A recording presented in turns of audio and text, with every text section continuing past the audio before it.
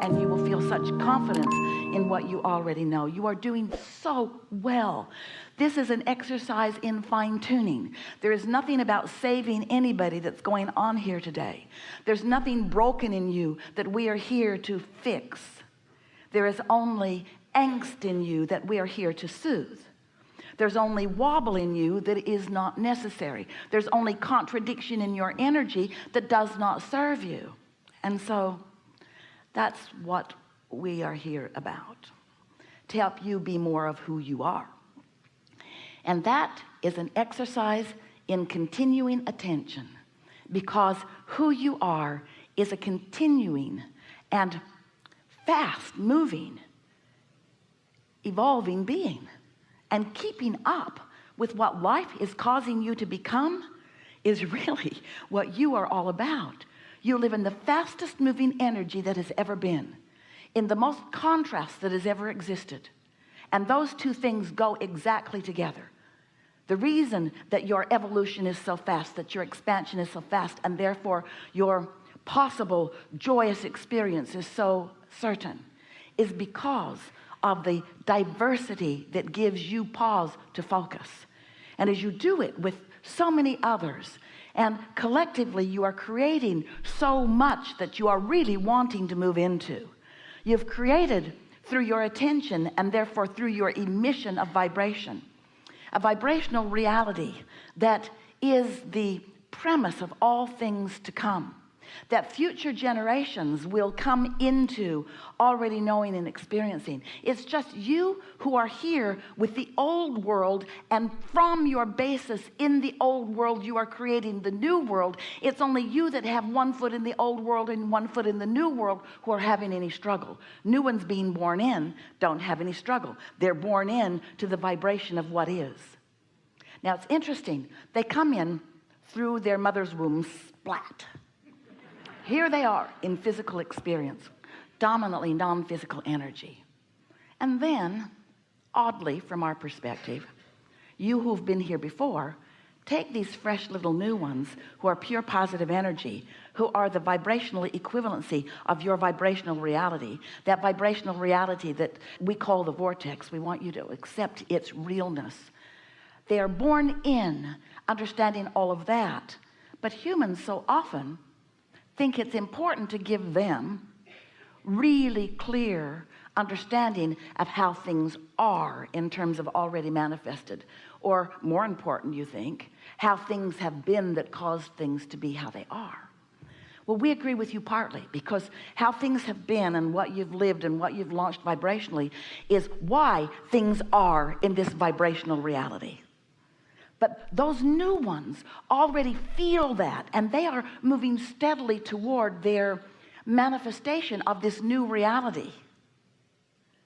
But you're not so much. You don't move steadily toward your new reality because you are so enamored with the reality you've got, except you complain about it all the time. So the reality that you've got keeps you from moving to the reality that you want. And that really is what we will be talking about here today. How can you release yourself from the habit of thought? That's what a belief is. A belief is a thought you continue to think. A belief or an expectation. Esther got on the airplane in San Antonio really early yesterday morning and changed planes in Los Angeles at LAX airport. And everything was wonderful. They all got on the second plane and sat there for a while, and then there was an announcement, everybody get off because the plane is not going to fly because there is weather in San Francisco, which Esther and her iPhone knew was not true.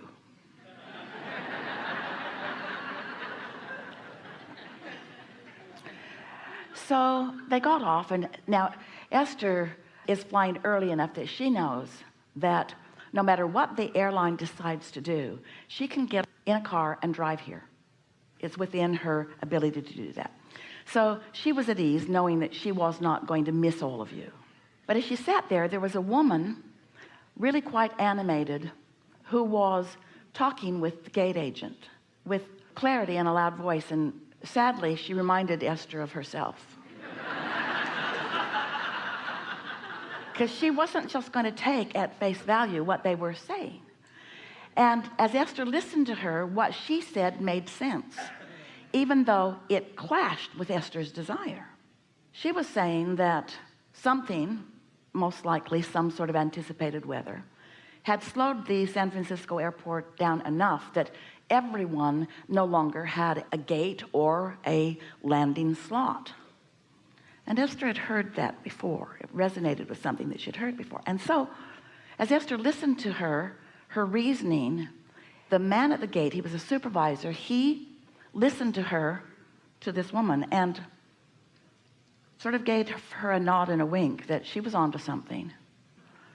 But Esther had done something as she came off the airplane. As she came off the airplane, she stuck her head and her first foot and her second foot and most of her body inside the cockpit. And she said to the pilots, if you really needed to be somewhere today, would you wait for this plane or would you rent a car and drive it? Would you?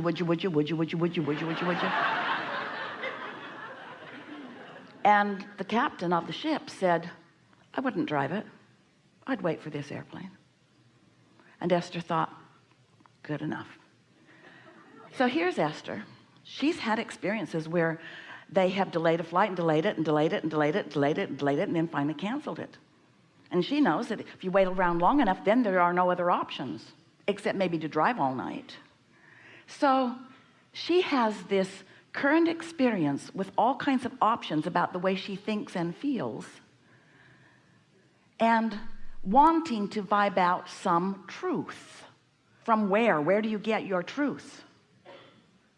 So now she's standing at the ticket counter, and there's another woman asking the agent there, can I fly into Oakland? And that woman said, all flights to Oakland are full. And as Esther was watching her face, she knew that wasn't true.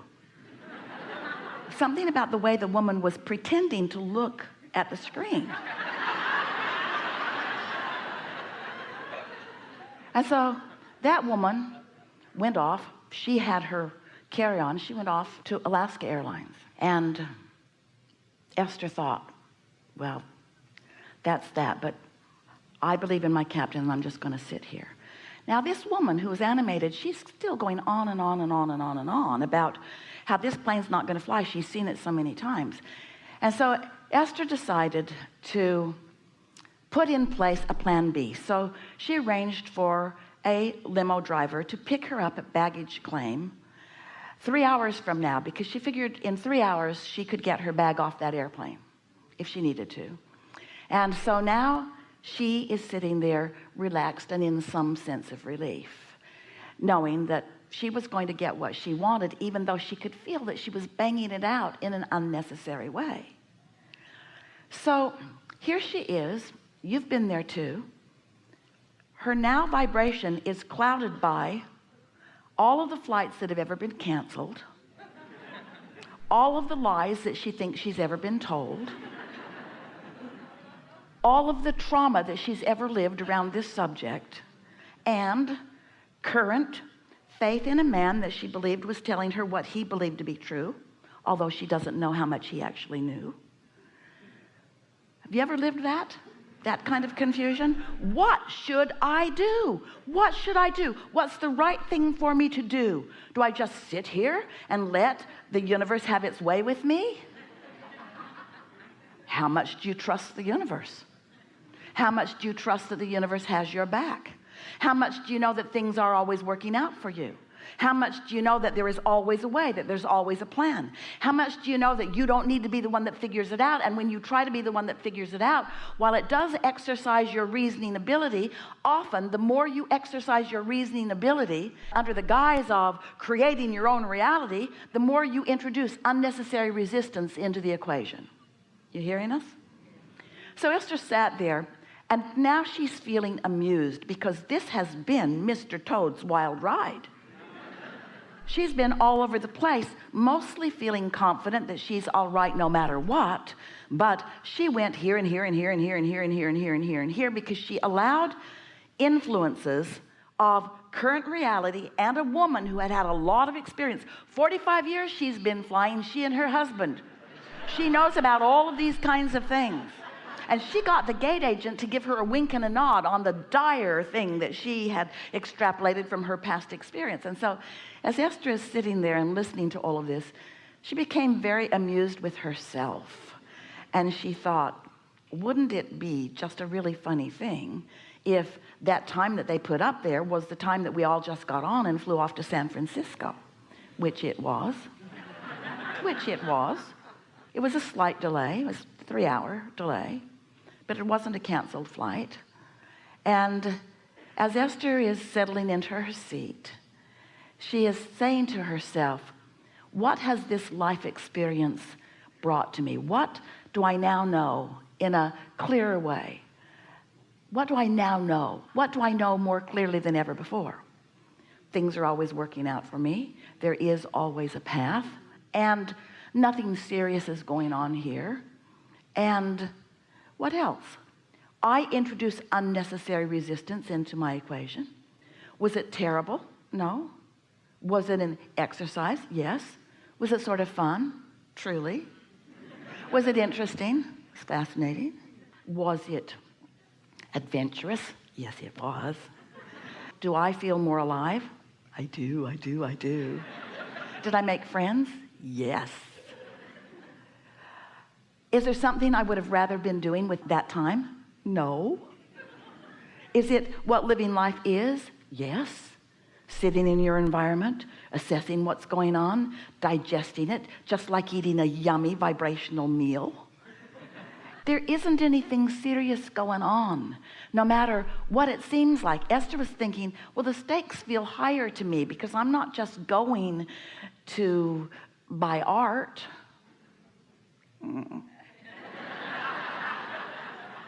I'm going for something really that feels important to me. I can't just not go. Was that ever an option? Was that ever really on the table? I can't go. And yet, isn't it sometimes tempting for you to play out the worst case scenario? You know why you do that? Because you want to feel adventure. You know why you play out the worst case scenario? You want to prove your worthiness. You know why you play out the worst case scenario? You want to triumph. Here I come to save the day. All of those reasons. So our encouragement to you is be playful in your life and have fun with it. And let the universe surprise you and delight you in as many ways as you want. But never ask the universe to give you exactly what you've planned. Because if the universe only ever gives you exactly what you've planned from your very narrow point of view, you're going to have a really boring life.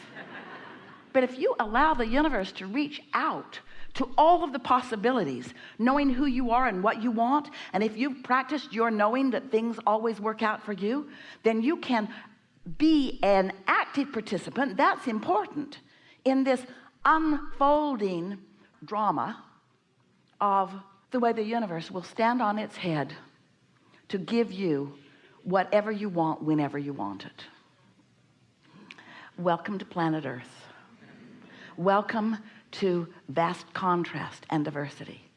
Welcome to infinite choices and possibilities. Welcome to the enlivenment of you. Welcome to the adventure of being out here on the leading edge, right where you wanted to be. And never ever ask for the mundane, expected, everything on schedule, always just the way you wrote it in your book, because that will bore you to death.